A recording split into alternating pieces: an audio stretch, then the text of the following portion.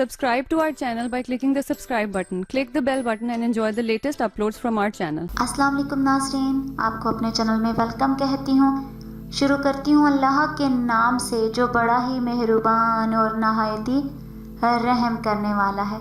अस्सलातु वस्सलामु अलैका या रसूलल्लाह व अला आलिका व सहाबिका या हबीबल्लाह।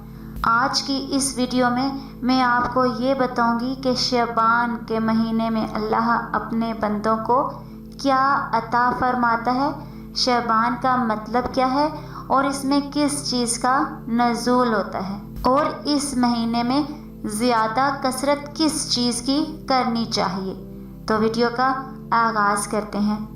नाज़रीन, लफ्ज़ शअबान 5 हरूफ से मिलकर बना है, यानी शीन, आइन, बे, अलिफ और नून।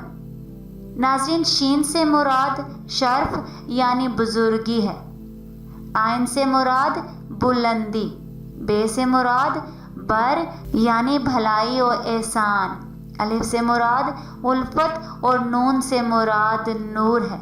तो ये तमाम चीज़ें अल्लाह अपने बंदों को इस महीने में अता फरमाता है और ये वो महीना है जिसमें नेकियों के दरवाज़े खोल दिए जाते हैं, बरक़ात का नज़ूल होता है, ख़ताएँ तर्क की जाती हैं और गुनाहों का कफ़ारा अदा किया जाता है। नाज़रीन, सैयदुल वरा जनाब मोहम्मद मुस्तफ़ा सल्लल्लाहु अलैहि वसल्लम पर दुरूद पाक की कसरत की जाती है और ये नबी मुख्तार सल्लल्लाहु अलैहि वसल्लम पर दुरूद भेजने का महीना है।